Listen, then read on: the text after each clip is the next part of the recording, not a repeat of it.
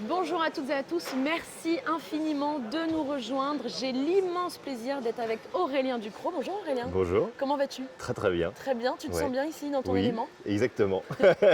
Alors est-ce que tu veux bien, dans les grandes lignes, parce que quand même on connaît un peu, Ouais. retracer rapidement ton parcours qui évidemment est un peu hors norme? Et oui, un petit peu particulier. En fait, je suis natif de la montagne, de Chamonix très exactement. Papa guide de haute montagne, maman maîtrise de ski, donc j'ai grandi sur les skis toute ma vie. J'ai eu une carrière dans le saut à ski d'abord, puis après dans le ski freeride où j'ai eu la chance de remporter 2 titres de champion du monde. Et puis le hasard des rencontres m'ont fait découvrir la mer et rencontrer la mer. Et donc je suis navigateur aujourd'hui, en course au large principalement. Et voilà, donc c'est un petit peu cette dualité particulière autour de mon parcours.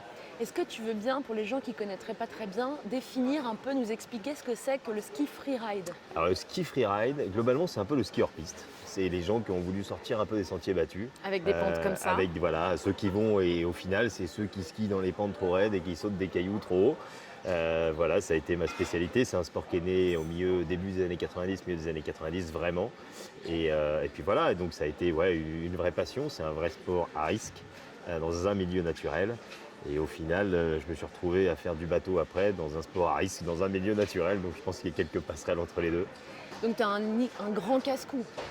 Un grand casse-cou, je ne sais pas, en tout cas habitué de gérer des éléments peut-être. De mon point de vue, c'est un grand casse-cou. Oui, non, mais forcément. Parce que si tu me mets comme ça sur faire des sauts, parce que les C'est sûr. sauts, quand tu fais des sauts, c'est de combien de mètres parfois? Bon, ça peut aller jusqu'à plus de 15 mètres en fait. Voilà. Donc c'est Et vrai, mais encore une j'invite, fois, on ne l'a pas fait d'un coup. Hein. On a commencé par des petits sauts et puis la progression a fait, la préparation a fait qu'on a été capable de faire des choses pas très raisonnables au final. Alors j'invite juste les personnes qui nous regardent à aller voir certaines de tes vidéos pour comprendre de quoi on parle. Tapez Aurélien Ducrot Freeride ou même juste Aurélien Ducrot, vous allez voir. On parle quand même de... C'est assez ça. impressionnant, Ouais, même non, juste c'est en sûr que vidéo. C'est Hein. très impressionnant. Alors, ma question d'après, où est-ce qu'elle est, est-ce que tu fais un parallèle entre, est-ce que tu peux faire un parallèle et est-ce que tu en as déjà fait entre ce que tu as appris en tant que sportif de haut niveau et l'entreprise? Est-ce qu'il y a des postures, qu'est-ce que ça nous Il enseigne? y a énormément de choses. Je pense que ce soit une entreprise ou un sportif de haut niveau, ils travaillent pour un objectif. Et donc, l'ensemble des choses à mettre en place autour sont assez proches. On a beaucoup parlé pendant les sommets là, de persévérance, de jamais abandonner. Donc je pense que c'est deux choses qui sont très parallèles dans le monde de l'entreprise et dans le monde du sport. Donc oui, il y a énormément de choses en commun. Aujourd'hui, au final, ma carrière de sportif, elle est aussi limite une carrière d'entrepreneur également, avec des gros projets à monter, des choses. Donc je pense que c'est très lié. Après, on a cette chance d'être animé quand même au départ par une vraie passion. Et voilà, moi ce que je dis souvent, c'est ce qui m'a toujours passionné, que ce soit dans mon sport ou dans le ski ou aujourd'hui dans la voile, c'est d'apprendre. C'est ce qui m'a éclaté dans la voile, j'y connaissais rien, mais le fait de repartir à zéro dans quelque chose, cette notion d'apprendre quelque chose en permanence, je trouve ça passionnant et c'est ce qui motive et c'est ce qui fait avancer. Et je pense que dans l'entreprise, c'est la même chose. Le jour où on n'apprend plus, eh ben, il n'y a plus d'engagement, il n'y a plus de volonté, il n'y a plus de tout ça. Donc il faut toujours un peu aller chercher aussi les choses pour continuer à apprendre et à avancer. Qu'est-ce que le freeride t'a apporté et qu'est-ce que la voile t'apporte? Le freeride m'a apporté beaucoup de choses, beaucoup d'humilité parce que se balader dans des éléments et dans des endroits dans lesquels on a été sont forts et porteurs d'humilité forcément. Ça m'a appris beaucoup de choses, ça m'a appris à me gérer, ça m'a appris à me connaître, ça m'a appris à être capable de déchiffrer un élément, ce qui m'a énormément suivi ensuite quand j'ai basculé vers la voile. Parce qu'au Quand final, tu dis élément, c'est l'élément naturel. voilà, l'élément naturel, la nature, comment décrypter la nature, comment la voir, comment la lire. Ça, c'est monstrueux ce que ça apporte, ne serait-ce que dans la vie de tous les jours. Et au final, quand j'ai découvert la voile, je me suis énormément basé sur mon expérience de la montagne en me disant, ok, c'est deux éléments complètement différents. Mais au final, ça reste de la lecture, de la compréhension, de l'anticipation d'un élément. Alors les choses sont différentes, mais la manière de faire sont très très proches. Tu as appris quoi concrètement? À savoir quand ça sentait le roussi J'ai appris à anticiper, principalement, que ce soit dans les deux sports. J'ai appris à renoncer de temps en temps aussi, parce qu'on est dans des milieux où il faut savoir aussi dire non et il faut savoir être capable de reculer avant le, entre guillemets, le drame, parce que chez nous, ça se termine souvent en drame. Et encore une fois, on est très proche de l'entreprise avec ça. il y a des moments où on a des projets, on avance et des fois ça sombre aussi. Il faut aussi être capable de temps en temps de mettre le haut là. Et à l'inverse aussi de temps en temps de mettre les watts sur des choses qui paraissent importantes ou des fois on n'y croit pas. Personne. Moi quand j'ai commencé à la voile, personne n'y croyait à part moi. Hein. C'était pas.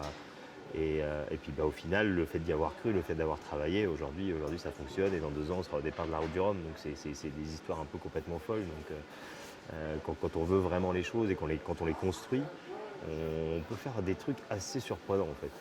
Tu parlais d'humilité, est-ce que tu dirais que ces 2 sports t'ont également permis de développer ton intuition ou du moins un instinct? Oui, je pense parce que ouais, forcément ça développe l'intuition, l'instinct, ça développe Un ressenti? un feeling, un feeling sur les choses. Après, c'est encore une fois, hein, on est dans l'élément, pas forcément dans l'humain, mais je pense que ça aide et ça apporte une vision aussi. Ça apporte une vision, cette capacité de réactivité, de voir les choses, de les comprendre assez rapidement. Et pour ça, c'est assez fort. Est-ce qu'il y a des jours où tu t'es dit, où il t'est arrivé des pépins dans pleine nature, quoi, et tu t'es dit, mais pourquoi? Qu'est-ce que je fous là? Mais ça va pas, non? Ça m'est arrivé même avant des pépins, des fois au départ des cours, j'ai dit, mais qu'est-ce que je fais là? C'est pas possible. Pourquoi je Et m'inflige non, ça? mais bien sûr, je pense qu'on a tous des doutes à des moments. On a tous voilà, il est arrivé des pépins. Moi, personnellement, non. Il t'est arrivé quoi, toi, Alors moi, j'ai eu une chance incroyable, et je touche du bois, c'est que j'ai jamais été vraiment blessé, j'ai jamais eu de gros pépins, ce qui est extraordinaire.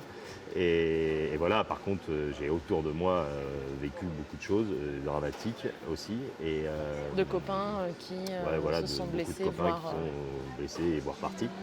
Donc, mais parce que voilà, on Ça est fait dans ces partie, milieux-là, entre guillemets, malheureusement du ça risque. fait partie un petit peu de nos vies et depuis toujours.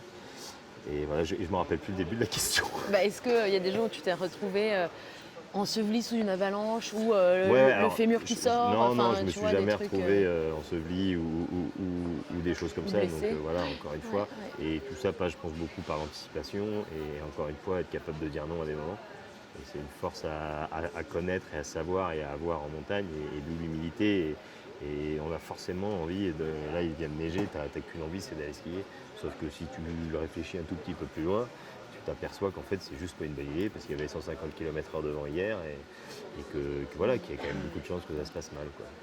Est-ce que tu veux bien nous dire un mot sur latitude neige Latitude et neige, longitude mer? Je veux pas me Latitude planter. neige, longitude mer, c'est un petit peu un petit peu mon logo et mon slogan qui retrace un petit peu mon parcours avec latitude neige qui représente la verticalité de ma carrière dans la montagne et longitude mer qui pour le coup représente cette horizontalité voilà, que je connais avec la mer et que je développe principalement aujourd'hui. Et c'est une entreprise? Non, c'est pas une entreprise, c'est plus voilà, c'était comment C'est mettre des quelque chose mots qui te parle. sur une manière voilà, sur mon poétique. projet, sur ma manière sur comment raconter ma carrière en 3 mots, quoi. Enfin, c'est pas si simple, quoi. Alors ta mer et montagne, et puis tu cherches un petit peu plus, et puis voilà, cette verticalité et cette horizontalité, je trouve sont très représentatifs des 2 milieux.